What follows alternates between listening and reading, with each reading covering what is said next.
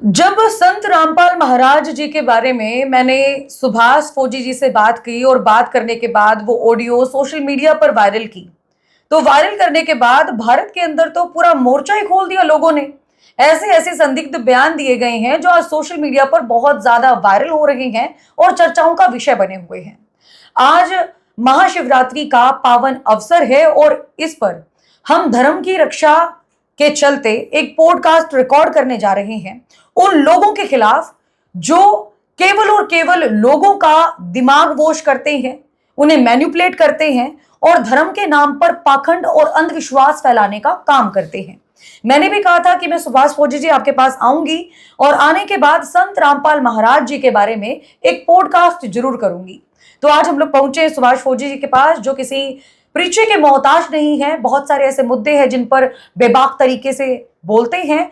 और दूसरी बात, जब मैंने ऑडियो रिकॉर्ड करके वायरल की थी उसके बाद सुभाष फौजी जी के बारे में बहुत सारे लोगों ने बात कही कि आपके अंदर ही इतनी ताकत है कि आप बाबा रामपाल के बारे में इस प्रकार की बातें रख सकते हैं और लोगों को जागरूक करने का काम कर सकते हैं। सुभाष जी, बहुत बहुत स्वागत है आपका हमारी इस पॉडकास्ट में। बहुत बहुत धन्यवाद और आपके दर्शकों को मेरा नमस्कार जी। तो सबसे पहले मेरा सवाल कि आप संत रामपाल महाराज जी के बारे में बताइए। देखो, सबसे पहले तो मैं बताता हूँ कि आदरणीय चाचा रामपाल जी के बारे में एक संस्था है इनकी, RSSS। आदरणीय चाचा संत रामपाल जी आदरणीय तो इसलिए क्योंकि उन्होंने किसानों के लिए बहुत अच्छा काम किया था, जो सरकार भी विफल रही थी जी। जो पानी निकालने का काम किया था, उसके लिए हम इनको आदरणीय बोलते हैं। चाचा इसलिए क्योंकि इनके बेटे मेरे जानकार है, इनका भाई भी, उसको मैं चाचा बोलता हूँ, इसलिए मैं इनको चाचा बोलता हूँ। अब आप कहोगे कि संत और महाराज बोलते हैं, तो आप संत महाराज भी बोल सकते हैं, भगवान बोल सकते हैं, लेकिन संत बोलने के लिए संत की वो क्वालिटी होनी चाहिए। संत का मतलब है घर बार त्याग के, मोह माया छोड़ के और दीक्षा देने के लिए निकल पड़े। और वो बात इनमें है नहीं, क्योंकि इनका तो घर बार साथ में ही रहता है ना, पूरे पंडाल में साथ में ही घर रहता है, पूरे सिर्फ घर नहीं, रिश्तेदार भी साथ में ही रहते हैं, रिश्तेदारों के रिश्तेदार भी इनको संभाल रहे हैं। तो घर भी नहीं छोड़ा, मोह भी नहीं छोड़ा। मोह की मैं बता देता हूँ आपको कि एक वीडियो वायरल है इनकी जिसमें ये 5 करोड़ रुपए मांगने की बात कर रहे हैं किसी से। तो इसका मतलब मोह माया कहाँ छोड़ी है? तो संत हम कह नहीं सकते। महाराज का मतलब होता है कि राजाओं का राजा जी। तो ये किसी विरासत के राजा भी नहीं है, तो महाराज भी नहीं कह सकते, भगवान हो ही नहीं सकते। जब मोह माया और डर भय है जिसके अंदर, वो भगवान हो ही नहीं सकते। आप किसी संस्था के बारे में बात कर रहे थे जिसका नाम आपने RSSS बताया। इसकी फुल फॉर्म क्या है और किस प्रकार से संस्था काम करती है? ये राष्ट्रीय समाज सेवा समिति है। ये उन लोगों द्वारा बनाई गई है जो रामपाल को अपने घेरे में रखती है। जो वो आपराधिक, मतलब मैं आपराधिक तो नहीं बोलता, ऐसे लोग हैं, उन पे केस तो लगे हैं चलो, लेकिन वो ऐसे लोग हैं जो संत रामपाल को अपनी मर्जी से बुलवाते हैं, अपनी मर्जी से चलाते हैं और बंदी बना के रखते हैं। ये बड़ी बात है अपने आप में। आप दर्शकों मेरी बातों को सुनना ध्यान से। संत जो आप कह रहे, जो संत बोल रहे हैं, मैं चाचा रामपाल को कह रहा हूँ कि चाचा रामपाल उनके बंदी हैं, मौत के कुएं में हैं, एक घेरे बंदी के अंदर हैं। सबसे पहले तो मैं आपके अनुयायियों को बोलना चाहता हूँ, खाप संगठनों और पंचायतों को बोलना चाहता हूँ, सरकार से अपील करना चाहता हूँ कि उनको पहले उससे आज़ाद कराइए, फिर देखिए उनका ज्ञान क्या है। या वो ज्ञान, ये कमेटी जो समिति बना रखी है बहुत सारी, इन्होंने ये ज्ञान अपने तरीके से बुलवा रहे हो, कहीं ऐसा ना हो। कमेटी तो उनकी खुद की है, तो उस कमेटी से संत रामपाल महाराज को खतरा क्यों? कमेटी उनकी खुद की नहीं है, कहीं भी रामपाल जी का नाम नहीं है उसमें, सभी और लोग उनके सदस्य हैं। मेरे पास उनके सबूत हैं सारे। और जो इन्होंने कम से कम 20-25 ट्रस्ट बना रखे, 20-25 से भी ज्यादा, मैंने कम बोला है, उतनी ट्रस्ट बना रखी। मैं उनके कहो तो मैं नाम गिनवा सकता हूँ कि ये बंदी छोड़ कबीर के नाम से। नहीं, कोई एविडेंस है आपके पास? जी, मेरे पास सारे एविडेंस हैं जी। हाँ, मुनिंदर धर्मार्थ ट्रस्ट, ये किसकी ने बनाई, वो कहाँ है लोग, ये सारी ट्रस्ट के मेरे पास कागजात हैं, मेरे पास डॉक्यूमेंट है, तो मैं वो सारे बता सकता हूँ। कुछ दिखाना चाहेंगे डॉक्यूमेंट्स? जी बिल्कुल, सारे डॉक्यूमेंट्स हैं जी, आप कभी देख लो। ये देख सकते हैं आप, ये भी एक ट्रस्ट है, ये इनके कागजात हैं, अधिकार पत्र, ये भी एक ट्रस्ट है, ये भी एक ट्रस्ट है, ये भी एक ट्रस्ट है, ये इस तरह ये ट्रस्ट ही है सारी।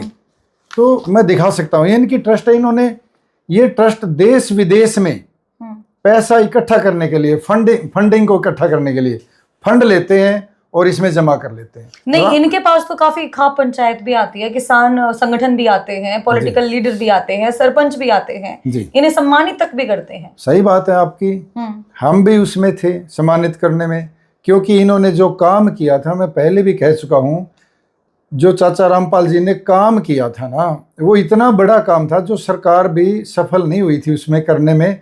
बहुत गाँव के पानी में जो चढ़ा हुआ पानी चढ़ा था वो उतारा था इन्होंने, कई लोगों को आसियाना भी दिया है, घर भी बनाया है, गौशालाओं में तूड़ी भी पहुंचाई है। 2-3 काम तो मैंने भी सुने, लेकिन ये बहुत ऊंचे स्तर के काम है, इसके लिए ये सम्माननीय भी है। जी, एक भगवान को लेकर आपने बात कही थी कि ये लोग इनको आकर बोल देते हैं कि संत रामपाल भगवान है, और ये खुद कहते हैं कि कबीर जी ही इनके लिए परमात्मा है। जी, जैसे ये कबीर को परमात्मा मानते हैं, या फिर इनके मैं जहाँ तक समझ पाया हूँ कि कबीर का अवतार बताते हैं। तो कबीर का अवतार कैसे? कबीर तो जन्मा था 600-700 साल पहले और मर गए थे। राम राम रटते रटते मर गए थे, पता हो तो आपको जी। और पढ़ भी लेना। और वो राम राम का मंत्र उनके कबीरदास जी के गुरु ने ये गुरु मंत्र दिया था राम राम का, और वो राम राम करते ही मर गए। लेकिन वो जब मर गए तो मोक्ष को प्राप्त हुए होंगे तो रामपाल के शरीर में कैसे आए होंगे? अगर मोक्ष को प्राप्त नहीं हुए होंगे तो फिर रामपाल अवतार कैसे हैं? मेरे तो ये बात समझ में नहीं आई, रामपाल जी अवतार कैसे हैं उनके। और काफी बात तो मैं आपको बता देता हूँ, रामपाल के नाम में भी राम है, जिसका रामपाल जी विरोध करते हैं कि कौन राम? राम ऐसा था, राम के तो पिताजी छत से गिरकर और गर्दन टूट गई थी और मर गए थे, राम तो उनको भी नहीं बचा पाए। राम के मूर्ति में कैसे जीवन आ सकता है? सरकार ने कैसे ये बात कर दी? अब मेरा मानना है कि अगर ये रामपाल जी ये कह रहे हैं तो भी मूर्ति का क्या मतलब? मूर्ति तो इन्होंने सैकड़ों हजारों लाखों बनाई है, रामपाल जी की बनाई है और कबीर दास जी की बनाई है। और कबीर दास जी की मूर्ति के आगे रामपाल जी साष्टांग लेटते हैं। ये मैं झूठ बोल रहा हूं तो आप बता सकते हैं, ये सबूत भी हमारे पास, हम देखते भी हैं। और सभी लोगों को वहां पे लिटवाते हैं, यहां तक कि औरतें भी पेट के बल लेटती हैं, जो कि कानूनन जुर्म है। ये साइंस भी नहीं मानते कि औरतों को, जनानी को पेट के बल लेटना चाहिए, ये साइंस बोलती है, आप किसी डॉक्टर से पूछ लेना। लेकिन वहां ये सब होता है, ये क्यों नहीं रोकते?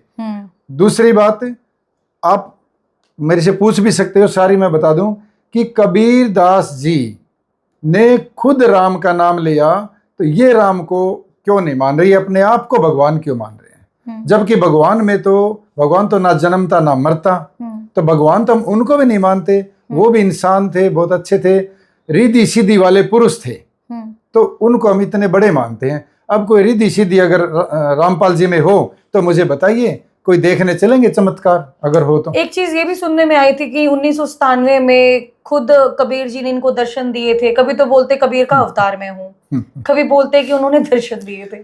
शायद 1997 में मार्च के महीने में दिन के 10 बजे ये रामपाल जी के मुख से कही गई बात है कि मुझे मिले थे, साक्षात मिले थे कबीर जी। कमाल है, मैं तो समझ नहीं पाया ये क्या बात है। नहीं, कोई ऐसी बात तो बताइए जिससे लोगों के सामने आप संत रामपाल महाराज जी को गलत ठहरा सकें। मैं कितनी बात बताऊं संत रामपाल जी की। सबसे पहले आप ये देखिए कि वो कह रहे हैं, जैसे उनके पीछे खड़े लोग हैं ना, जो 3-3 कूलर चल रहे हैं और फिर भी वो पंखी मारने वाले लोग हैं, जिनको हम पंखीबाज बोलते हैं, जिन्होंने सत्यानाश कर रखा है, ऐसी स्कीम छोड़ी जिन्होंने। इसकी कोर कमेटी का काम है ये, इसकी कोर कमेटी ये चीजें तय करती है ताकि कंट्रोवर्सी चले और रामपाल जी बदनाम हो। जब 3-3 कूलर चल रहे हैं तो पंखी मारने की क्या जरूरत है? अगर जरूरत है तो ये दिखावा कर रहे हैं। एक बात, उन्हीं लोगों की वजह से एक वो गाड़ी बना दी, इलेक्ट्रिक गाड़ी जो शीशों वाली, उसमें ऐसे बैठ जाते हैं, मैं क्या बताऊं, इस तरीके से बैठते हैं कि वो बुरा लगता है लोगों को, और ऐसे बैठ के पैर निकाल लेते हैं बाहर। उन पैरों को छोटी छोटी कन्याएं उन पे माथा रगड़ती है। बड़े बड़े बुजुर्ग जो इनकी उम्र से बड़े हैं वो भी माथा टेकते हैं। ये कहाँ का पुण्य है, कहाँ का दिमाग है, कहाँ का भगवान है? ये कोई ऐसे करता है? अगर कोई कहेगा कि गुरु मानते हैं तो गुरु तो होता है कोई शिक्षा देने वाला, कोई ऐसी शिक्षा, कोई कोचिंग देने वाला, कोई पढ़ाने वाला, कोई अध्यात्म का ज्ञान देने वाला। गुरु तो वो होता है। अब ये गुरु कैसे हैं? ऐसे गुरु क्या करे जो यहाँ तक औरतों से पैर दबवाते हैं और औरतों से पैरों को चुमवाते हैं। मैं आपको वीडियो के साथ बताऊंगा, ये बात कोई मैं बिना तथ्य के नहीं बोल रहा। तो ये चीजें संत मतलब जो रामपाल जी को गलत साबित करती है। दूसरी बात, बहनों के लिए इन्होंने एक रिश्ते को तार तार किया है। इनकी वीडियो देखिए आप। इन्होंने कहा कि रक्षाबंधन जो राखी बांधती है बहन को, वो इतना बड़ा त्योहार है बहन और भाई के लिए, और सब बहन के लिए तो बहुत ही अच्छा प्यारा त्योहार है। जो राखी बांधती है कहता कि राखी क्या बांधनी उस भाई को, जो भाई खुद ही मर सकता है। अगर वो मर जाएगा तो कैसी उसकी रक्षा करेगा। तो ये बात तो इन पे भी लागू होती है। इनके पिता भी मरे होंगे, इनके और भी पड़ोसी मरे होंगे, तो उनको मान सम्मान देने का क्या मतलब रह जाता है। अब ये इतने अच्छे रिश्ते को ये बंद करने की बात करें, ये बहुत बुरी बात हमारे सनातन धर्म पे एक चोट है। अगली बात बताता हूँ मैं इनकी इतनी सारी बातें हैं ना। जैसे मर्द वीर को, पति पत्नी को कहते हैं कि भाई बहन बन जाओ। अब आप कहोगे कि इससे सबूत क्या है? इतने सबूत, इतने पोस्टर हैं, और आप कहोगे कि पोस्टर तो लोगों ने छाप दिए, इसके जो खिलाफ वालों ने छाप दिए। चलो पोस्टर खिलाफ वालों ने छाप दिए, तो इन्होंने ऑब्जेक्शन क्यों नहीं किया? और ये अपनी बातों से, अपने बयान में स्पष्ट क्यों नहीं बोलते कि ये पोस्टर हमारे नहीं है, ये लोग हमें गलत साबित करने के लिए डालते हैं? तो इनका कोई बयान आया आज तक? ऐसा बयान नहीं आया। तो इनकी मुख्य आदेश है ये। और मैं आपको एक बात बताता हूँ, इनकी जो धर्मपत्नी है अनारी देवी, उन्होंने भी एक बयान दे रखा है, मेरे पास उसकी कटिंग पड़ी अखबार की, कि मैंने जब गुरु जी को गुरु माना तो मैं इनकी बेटी बन गई। जब पत्नी बेटी बन सकती तो और लोगों को यही ज्ञान तो देंगे, फिर वंश कैसे चलेगा? ये बात, कुछ बातें मैं आपको थोड़ी सी देख के बता सकता हूँ, इसमें मेरे पास है, क्योंकि बहुत सारी ऐसी बातें हैं। अब कहते हैं कि सास ससुर, पिता माता किसी बड़े बुजुर्ग के पैरों के हाथ ना लगाई। कहते हैं वो पाप लगता है। क्यों? माँ बाप तो भगवान होते हैं, उनके पैरों के हाथ ना लगाए, इनके पैरों में साक्षात मतलब साष्टांग लेट जाए। ये कौन सा मतलब ये धर्म है? अगली बात बताऊं मैं आपको। जैसे इनके पास कमिश्नर, IAS, जज जो लोग आए थे, मैंने वीडियो देखी थी, उनको बोलता है कि ये तो 2 दिन के लाड साहब हैं। अच्छा। हाँ, इनको कौन पूछता? बाद में कुत्ता भी नहीं पूछता। अब मैं जानना चाहता हूं कि वो कुत्ते कौन है? जो पूछने वाले कुत्ते इंसानों के लिए कह रहे हैं या सच में कुत्तों के लिए कह रहे हैं? ये सोचने की बात है। अगली बात, ओम शांति के बारे में भी इन्होंने ये कहा कि ओम और शांति दोनों आग और पेट्रोल है। अब बताइए, ओम तो साइंस ने भी माना है, ओम की ध्वनि ब्रह्मांड में गूंजती है। अब ओम को भी ये चैलेंज कर रहे हैं, शांति को भी चैलेंज कर रहे हैं। शांति तो सबको चाहिए, इनको ये आग और पेट्रोल बना रहे हैं। इससे अगली बात, प्रेमानंद को बेवकूफ बताना इनका, शंकराचार्य को भी बेवकूफ बताना इनका गलत है। और कितनी बातें बताई मैं। जैसे हुक्के पे आ जाओ, इन्होंने हुक्के पे एक विवादास्पद बयान दिया था कि हुक्का तो ढेडों का काम है। अब मैं जानना चाहता हूं कि ढेड किन को बोल रहे हैं ये? रामपाल जी ढेड किन को बोल रहे हैं? हुक्का कौन नहीं पीते आजकल? तो बनिए सब तो पीते हैं हुक्का बैठ के। और हुक्का तो एक ऐसी चीज बनी हुई है हमारे समाज की आज के दिन, जिसके ऊपर हाथ रखने से नेम माना जाता है, गीता जैसा माना जाता है, और उसमें बड़े बड़े अपराधों का फैसला हो जाता है। और ये कह रहे हैं कि हुक्का तो ढेड पीते हैं। और कितनी बात मैं आपको इसमें बता दूं, अपने आप को भगवान कहलवाना।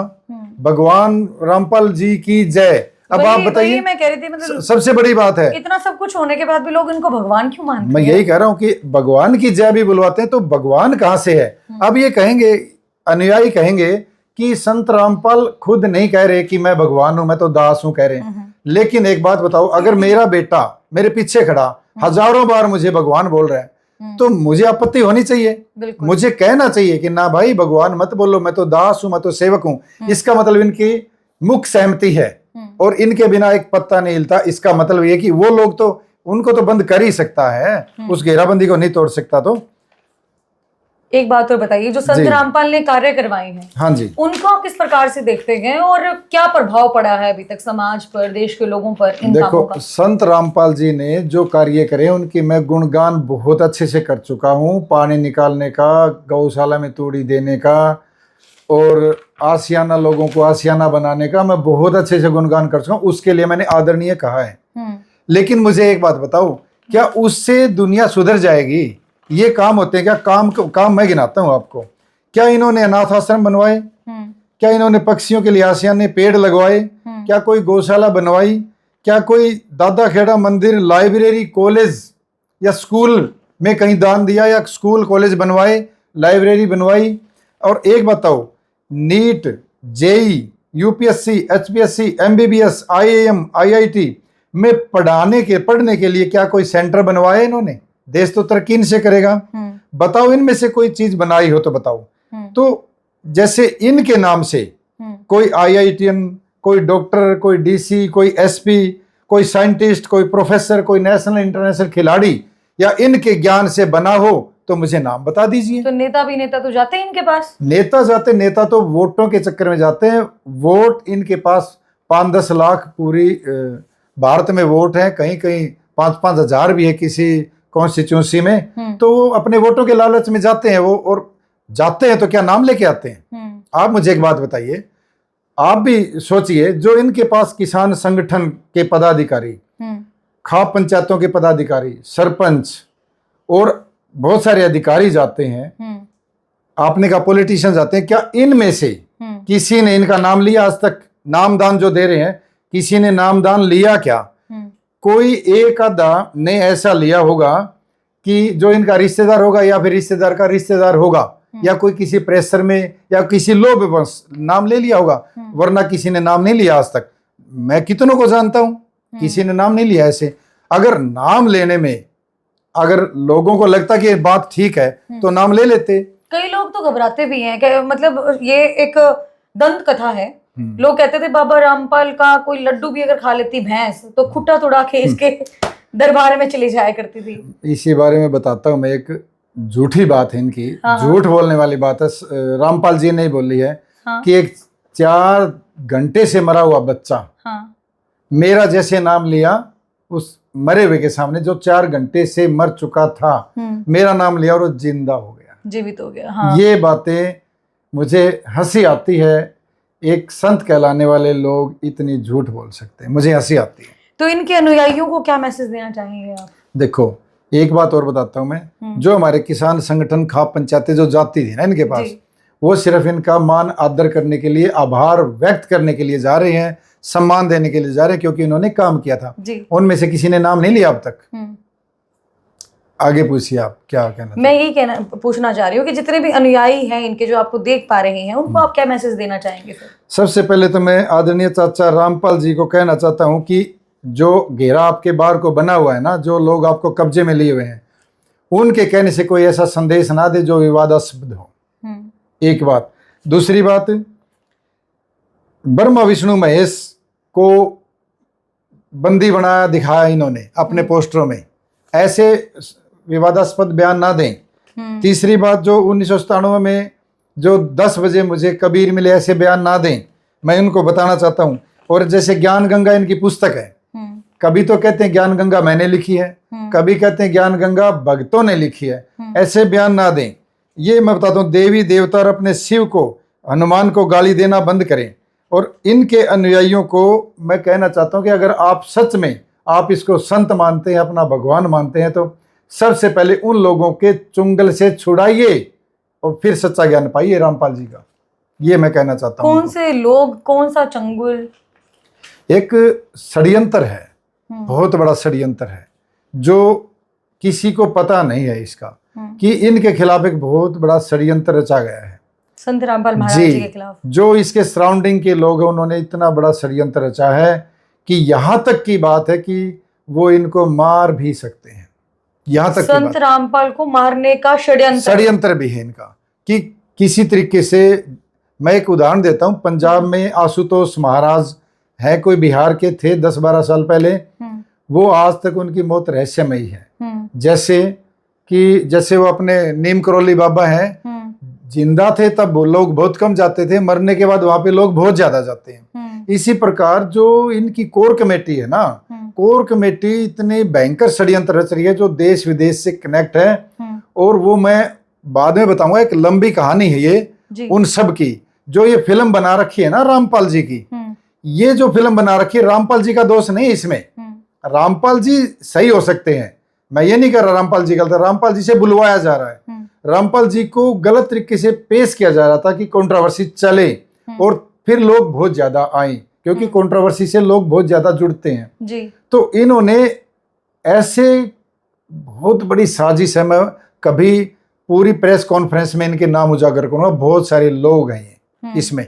नहीं, आपका कहने का मतलब है जो करोथा कांड हुआ था, जो बरवाला कांड हुआ था, वो इनकी वजह से नहीं हुआ था या इनकी वजह से हुआ था? इनकी वजह दिखाई गई है, रामपाल जी की वजह दिखाई गई है, लेकिन रामपाल जी की वजह नहीं थी वो। सच में मैं आपको थोड़ा सा इसका किस्सा सुनाता हूँ। एक बात बताता हूँ, करोथा में इन्होंने आर्य समाज के ऊपर डाल दी बात जी, भाई आर्य समाज ने लड़ाई करी, वहां पे भी कुछ हुआ, गड़बड़ हुआ। उसके बाद ये बरवाला आश्रम में आई, बरवाला आश्रम में फिर उन्हीं लोगों का फिर जमावड़ा हो गया, वही लोग इनको संभालने लगे। मैं उनके नाम भी अच्छे से बता सकता हूँ, मुझे सारे पता है उनका। तो नाम भी बताइए। मैं भी मौके पे वही था जी, मैं भी मौके पे वही था, मैं सब देख रहा था उस वक्त जब इनके ऊपर ये जो पकड़ा धकड़ी हुई, तो मैं मौके पे वही था। 12-13 की बात है ये, 2012-13 ये 2014 की बात है शायद, मैं वहीं पे था और मेरे पास वीडियो भी पड़ी, मैं वहीं पे था इसकी। उन लोगों ने क्या किया, वो जो बरवाला कांड क्यों हुआ, आप ध्यान से सुनिए जी। कोई तारीख थी इनकी हाई कोर्ट में चंडीगढ़, वहां पे जाना था, इनकी जमानत होनी थी। जो ढाका कोई राम कुमार ढाका है, नाम उनके सारे मेरे पास हैं, उन बाकी समिति के जो और सदस्य है वो सब की तारीख थी, सब ने जाके वहां जमानत ले ली।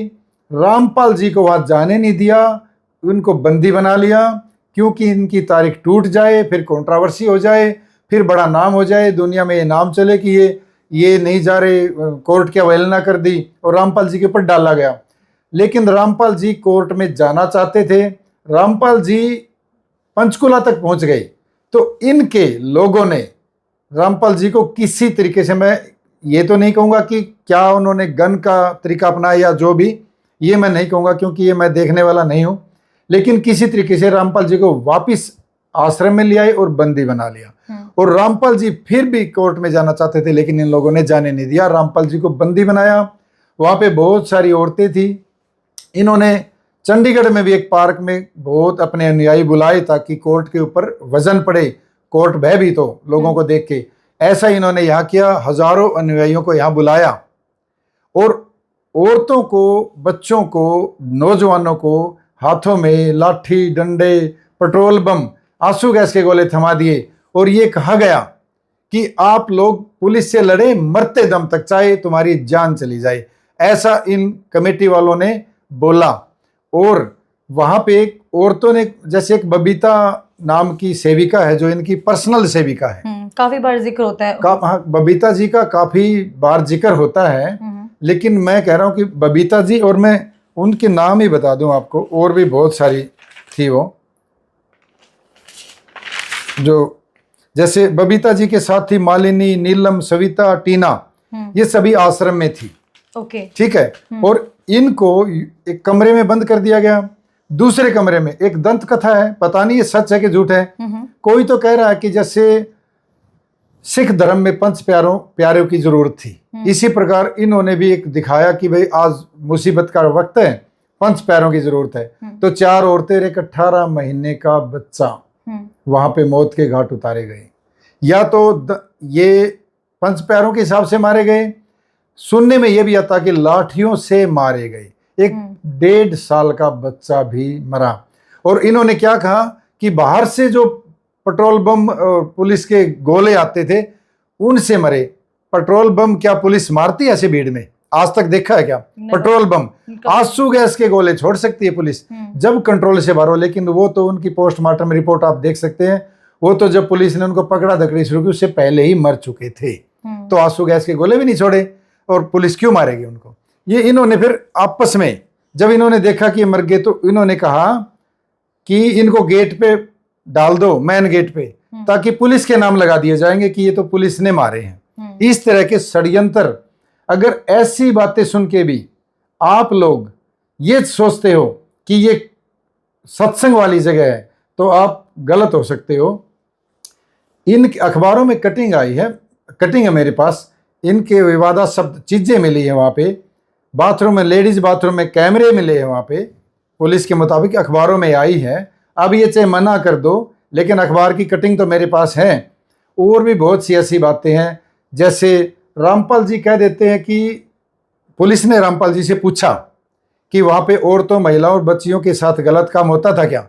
रामपाल जी ने जवाब दिया, होता था, मैंने नहीं किया।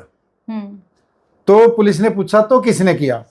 मेरे जो मेन आदमी है समिति के, उन लोगों ने किया। अब आप सोच सकते हो, जब रामपाल जी के ये बयान है तो आप कहां तक इस समिति को जान सकते हो? मैं समिति को टारगेट कर रहा हूं रामपाल जी से ज्यादा, क्योंकि सारी गड़बड़ वही कर रहे हैं समिति वाले। बार बार आप समिति, कमेटी, बार बार खतरनाक लोगों का जिक्र कर रहे हैं। हाँ, ये है कौन कौन? ये मैं अभी नाम बता देता हूं आपको, ये कौन लोग हैं। ये जैसे राम कुमार ढाका, बलजीत, राज कपूर, पुरुषोत्तम, राजेंद्र, सिद्धार्थ, रविंद्र, जितेंद्र आदि आदि, ये तो कहते हैं कि ये रामपाल जी के आदेशानुसार ये कांड हुआ बरवाला का, और वो मरवाए गए बच्चे, लेडीज, और वो रामपाल जी कहते हैं कि इनकी वजह से ये कांड हुआ सारा। ये तो बयान है रामपाल जी के। नहीं, आप एक बात बताइए जी, कि इन लोगों को जब पता है कि भाई सोने की मुर्गी ये है और मुर्गी ये है, सोने का अंडा इससे मिल रहा है, कहने का मतलब कि भाई संत रामपाल महाराज जी के थ्रू उन्हें इतना ज्यादा बेनिफिट मिल रहा है, तो फिर उन्हीं को मारने का षड्यंत्र क्यों रचेंगे वो लोग? अब सुनो जी, आपने कहावत सुनी है, जिंदा हाथी लाख का, मरा हाथी 1.25 लाख का। हाँ जी, सुनी है। और ये मैं पहले बता भी चुका हूं कि ऐसा एक कुकृत्य पंजाब में भी हुआ है, और बहुत सारी ऐसी बातें हैं, क्योंकि उसके मरने के बाद कंट्रोवर्सी बहुत ज्यादा होगी, बहुत ज्यादा लोग इसको सर्च करेंगे। इनको तो मीडिया से ही बहुत मैं इसका खुलासा अभी मत करवाओ मेरे से कि ऐसा क्यों है। मेरा मानना है कि ऐसा ये करने वाले होंगे, क्योंकि एक सबूत मैं आपको देता हूं। रामपाल जी ने खुद कहा था कि मुझे उनसे खतरा था, वो मुझे मार सकते थे, मैं छुपा हुआ था। बरवाला की बात है, तो क्या ये सबूत नहीं है भाई? क्या ये सबूत नहीं है? आप बताइए। जब रामपाल जी खुद कह रहे हैं कि मुझे वहां जान का खतरा था और मैं छुपा हुआ था, किन से? समिति वालों से। क्या ये सबूत नहीं है मारने का? आप बताइए। बिल्कुल। तो और क्या? और आप कहोगे तो सारे सबूत मेरे पास अभी है। इसके ऊपर क्या पुलिस वालों ने ध्यान देकर क्या इसकी जांच की थी? क्या सच में इनको जान का खतरा है, या फिर खुद को बचाने के लिए इस प्रकार की मनगढ़ंत कहानी? ये इतना बड़ा षड्यंत्र है, ये किसी ऐसे हर किसी के समझ नहीं आएगा, नेशनल इंटरनेशनल षड्यंत्र है ये। एक बात और बताइए, मतलब जिस प्रकार से आप ऑब्जर्व करते आ रहे हैं, संत रामपाल के बयान, उनके अनुयायियों के बयान देख रहे हैं, तो आपको सीरियसली चीज लगती है कि ये शब्द जो ये बोल रहे हैं, कभी ये शिव जी को हिजड़ा बता देते हैं और मतलब धर्म को लेकर बहुत सारे टोंट कसते हुए नजर आते हैं, ये इनके खुद के शब्द हैं या फिर कोई मुंह में बोल भरने का काम कर रहे हैं? देखो ऐसा है, अगर मैं कहूं कि शिव को हिजड़ा बोलते हैं तो इनका जवाब होगा कि हिजड़ा हम नहीं बोलते, ये तो स्वामी दयानंद की उस किताब में है, मतलब वो बोलते हैं जी। लेकिन ऐसा नहीं है। अब इनके मुख से तो हिजड़ा शब्द आना ही नहीं चाहिए, जैसे इनके मुख से ढेड शब्द निकलता है, निकला हुआ है ना, इनके मुख से तो ऐसे शब्द आने नहीं चाहिए। ये बात मैं कह रहा हूं कि हमारे सनातन धर्म पे गहरी चोट कर रही है, सनातन धर्म के खिलाफ चल रही है, जबकि हजारों वर्षों से हमारा सनातन धर्म, हमारी संस्कृति वही है। अब ये एक इंसान उसको मिटाने चला है। मैं तो कह रहा हूं कि इस मुहिम से जुड़िए आप।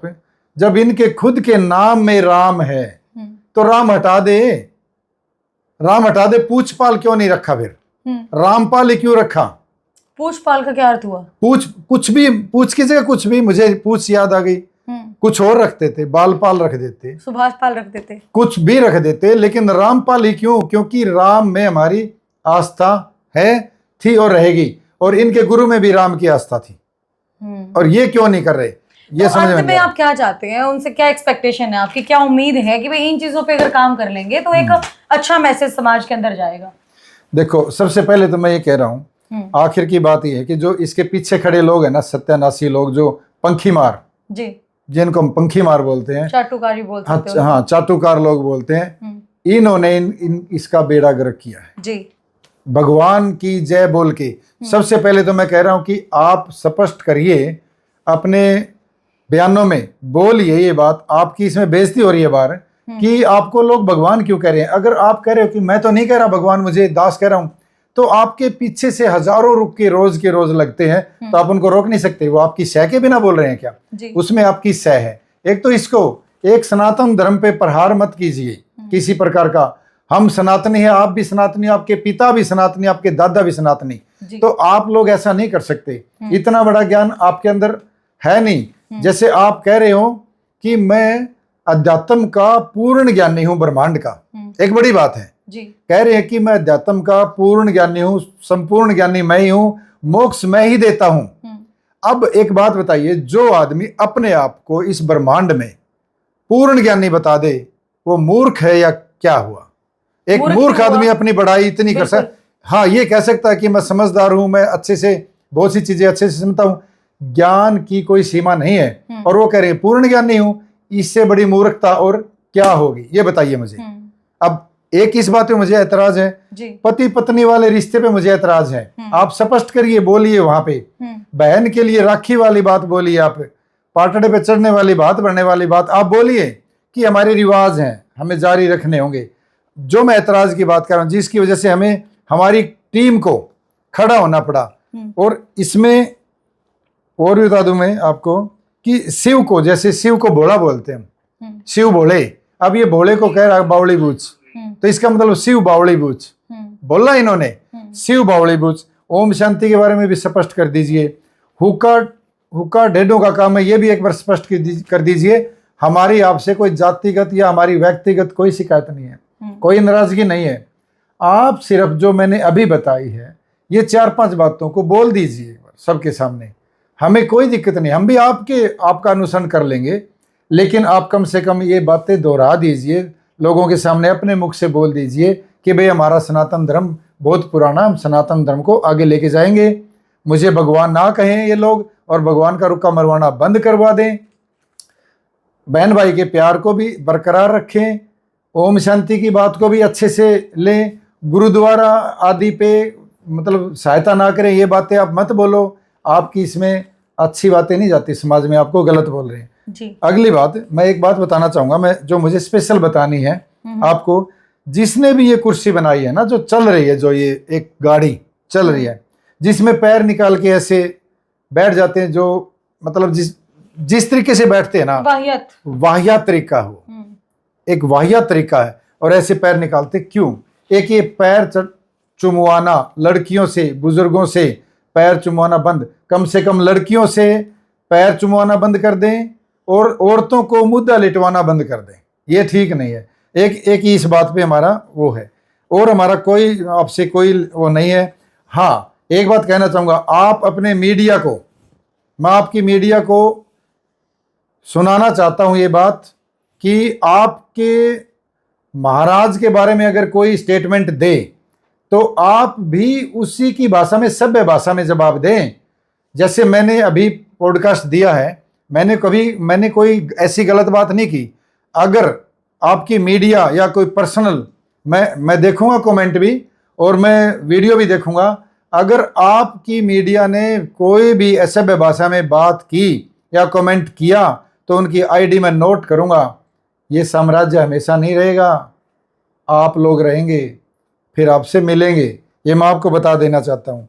बहुत सारे लोग हैं मीडिया के बारे में, तो ये भी बात कही गई कि जो ये मीडिया है देश को तोड़ने का काम करती है, बयान भी देखा था। इन्होंने कहा है कि जो मीडिया वाले लोग हैं, जो न्यूज चैनल वाले लोग हैं, ये तो परमात्मा के दुश्मन है।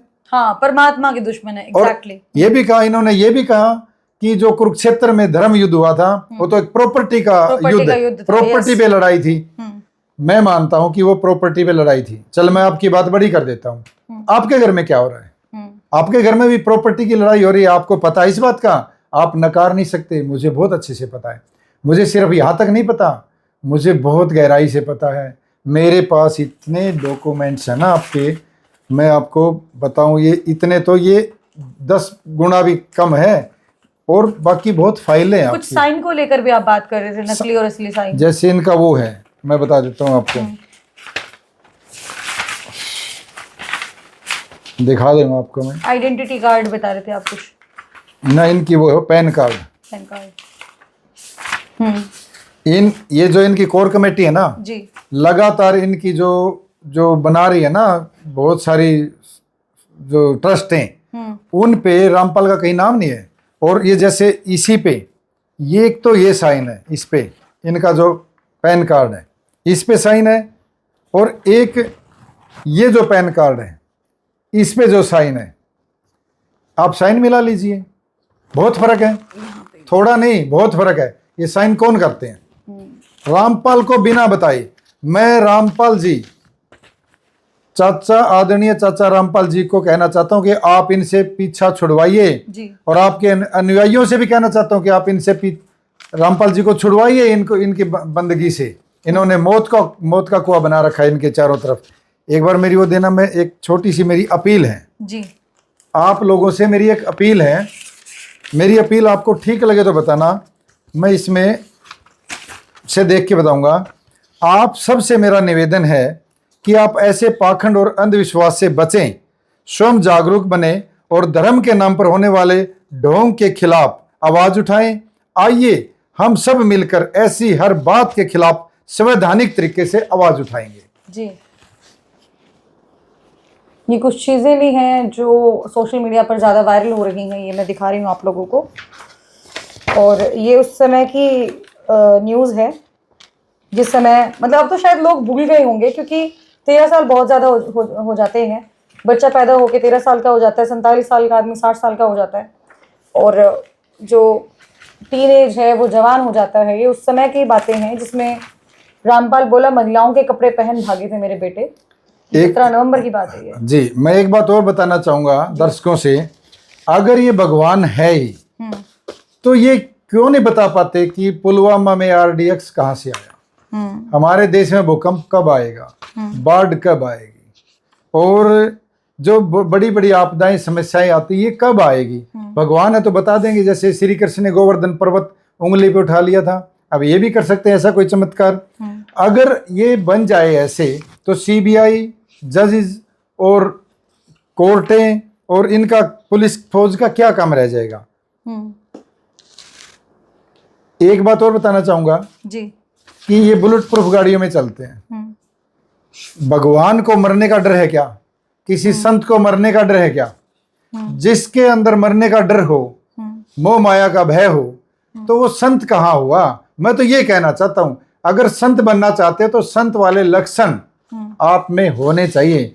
आप बुलेट प्रूफ गाड़ियों में चलते हैं, जो कि फौज और आर्मी और पुलिस को जरूरत है, आप उनको दे दीजिए, आपके पास पैसा है तो। ब्राह्मणों के बारे में भी बहुत बोल रखा है, हमारे ब्राह्मण पंडितों के बारे में भी बहुत आपने बहुत कुछ बोल रखा है। किसी एक आदमी ने, कोई पत्रकार था राजस्थान का, उसने आके एक बार कहा था कि आप तो कल्कि के अवतार हो। सुनना, कल्कि के अवतार हो, हंस के बोलते हैं कि हाँ अभी तो देखते जाओ। मतलब मान लिया कि मैं कल्कि का अवतार हूं। कल्कि के अवतार में 56 कला होनी जरूरी है। 56 कला ये मैं बता देता हूँ। कल के अवतार तो भगवान राम से और भगवान श्री कृष्ण से कई गुना भारी होंगे वो तो बहुत बड़ी बात हो जाएगी। हाँ, ये एक वीडियो भी वायरल है इनकी जिसमें ये पैर छुआते हुए नजर आ रहे हैं, और लड़कियां इनके, मतलब लड़कियां लेडीज जो भी हैं इस प्रकार से पैर छू रही हैं। और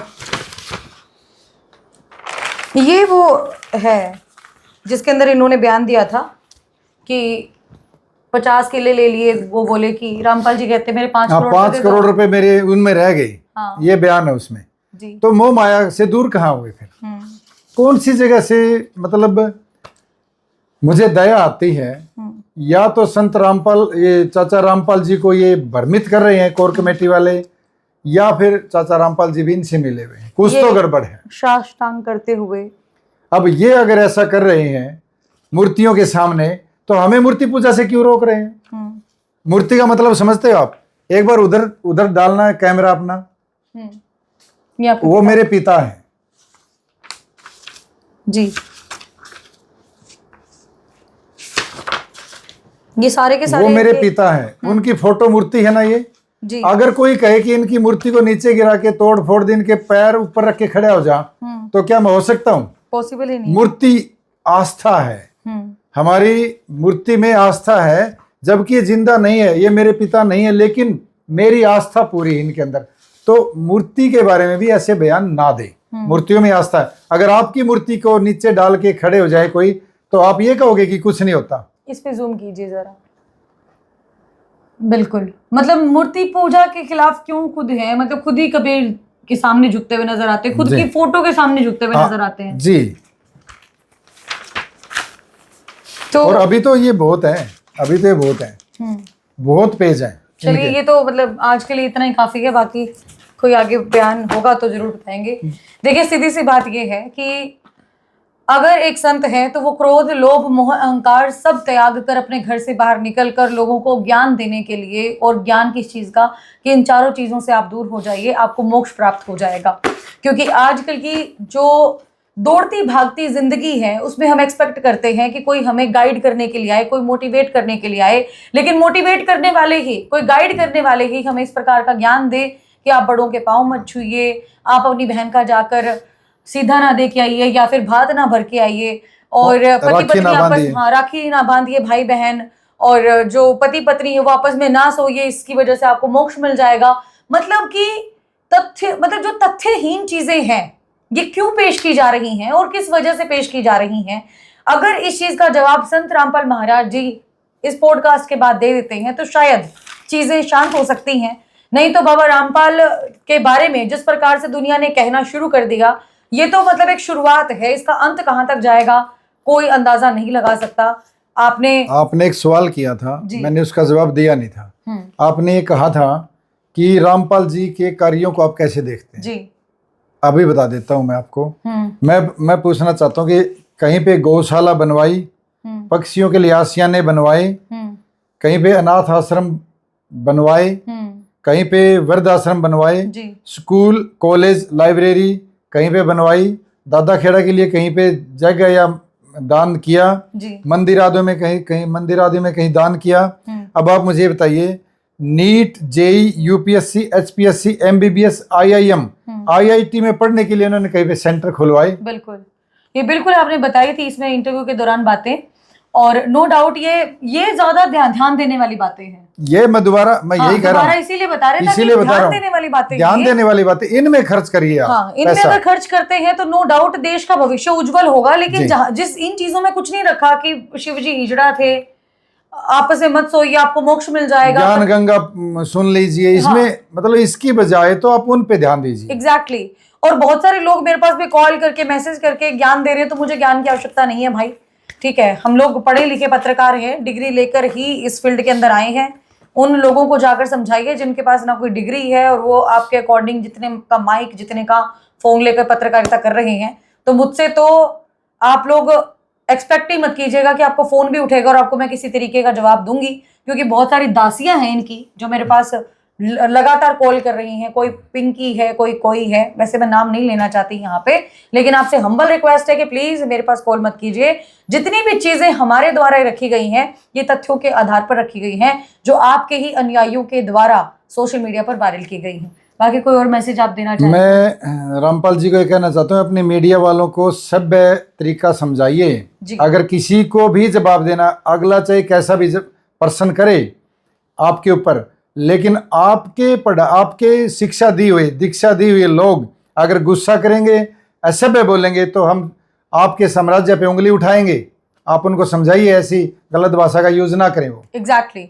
और हमारा उद्देश्य इस पॉडकास्ट के माध्यम से जो धर्म को लेकर पाखंड और अंधविश्वास फैलाया जा रहा है, जो सनातन के ऊपर बहुत बड़ा क्वेश्चन मार्क लगाने का काम कर रहे हैं, उनको लेकर ये पॉडकास्ट किया गया था, कि ताकि आप लोगों को पता चले कि आपका किस प्रकार से ब्रेन वॉश करके ये लोग आपके घरों के अंदर जगह बनाना चाहते हैं, और जो सालों साल से रिश्ते चले आ रहे हैं उनको किस प्रकार से तार तार करना चाहते हैं। अब पाखंड के चक्कर में आप अपना घर बर्बाद करना चाहेंगे, या फिर इस पाखंड को छोड़कर जिस प्रकार से दुनिया चलती आ रही है उसी प्रकार से इस दुनिया को चलाते रहेंगे, अपने माँ बाप, अपने दादा परदादाओं का जो संस्कार है वो आगे बढ़ाते रहेंगे।